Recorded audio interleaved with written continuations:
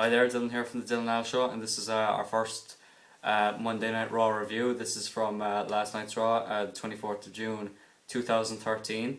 And compared to last week's Raw, maybe it wasn't as good, but there was still some memorable moments.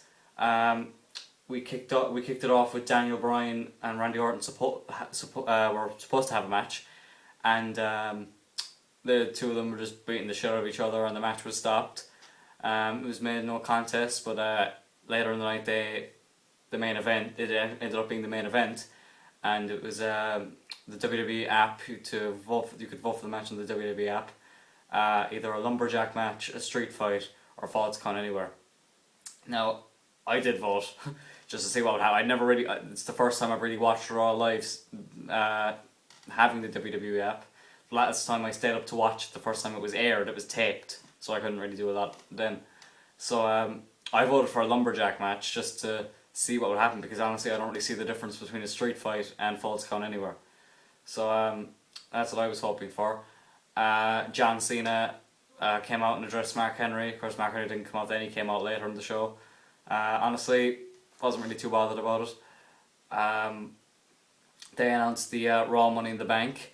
Rob Van Dam officially will be in a ladder match. I was hoping for that, along with, from what I can remember, I can't really remember everybody, but I can remember that Chris Jericho wasn't in it, and neither was Ryback, and they are having a match at Money in the Bank.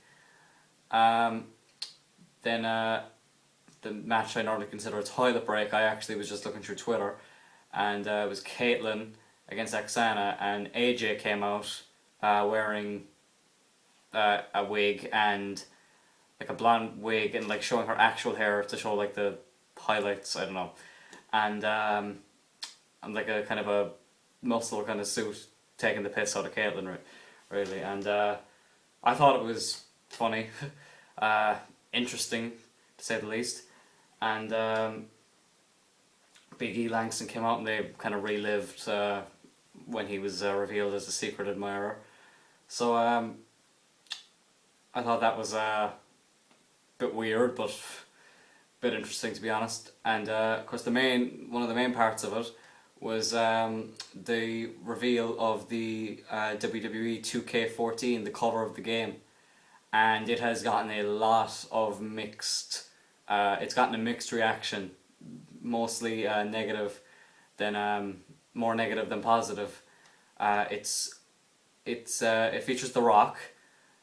It has it's basically just says on the top of it, it says WWE 2K14, and then it has The Rock doing the pose with the microphone. And I don't think it's a bad cover, but I mean, I think they could have done a bit more. I mean the last cover, if I can just get it there. This cover for WWE 13, I mean, it's a pretty kick-ass cover with CM Punk. And a lot of people aren't happy because The Rock isn't even there all the time. He's only there part-time. And they chose him over some guys. But, like, I mean, who else was there to pick that hasn't been on it before? I mean, CM Punk was on it last year. John Cena's been on a few. Randy Orton's been on a few, and, he's not really a top draw anymore. Some would argue Dolph Ziggler. I mean, it didn't exactly have to be one guy on it. I mean, SmackDown vs. Raw 2011, you had 3 guys on it. In the USA, there was I think it was John Cena, The Miz, and Big Show, but here in Europe we had Sheamus, Randy Orton, and The Undertaker. So yeah, it was an interesting Raw. Of course, CM Punk and Paul Heyman had a promo, and honest to God, it was probably one of the best promos I've probably ever seen. Might have dragged on a small bit, but I thought overall it was very good. And then, of course, CM Punk last week had his first match back on Raw since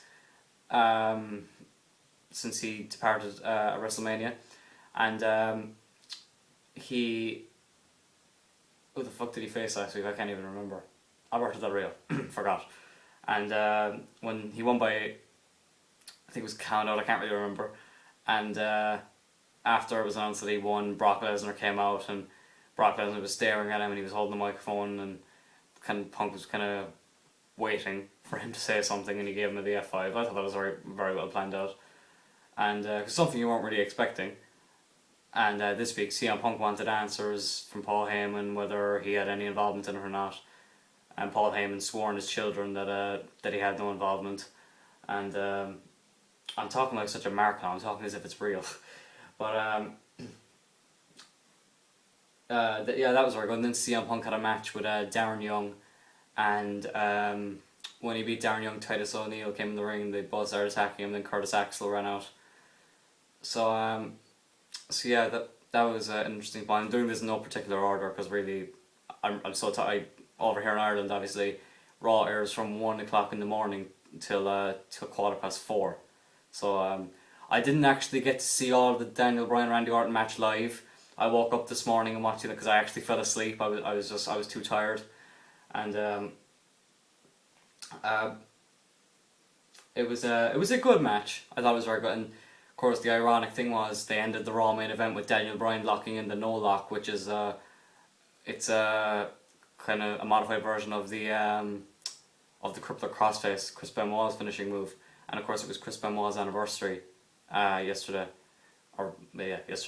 and yeah, so that was interesting. You know, I mean, the WWE app really kind of pissed me off. Now I know obviously they can't really mention Benoit, but they showed something about on this day in WWE history, and it was something about in 2002, Booker T was in the ring, and honestly, you know, I mean, people. That honestly isn't the biggest part of the 24th of June. When it comes to WWE history, of course, everyone really remembers Chris Benoit unfortunately dying. So yeah, that's it for this review. Just one thing. Obviously, I'm a big gamer. Of course, WWE and FIFA really being my two favorite games. I just want to know what do you think of the WWE 2K14 cover?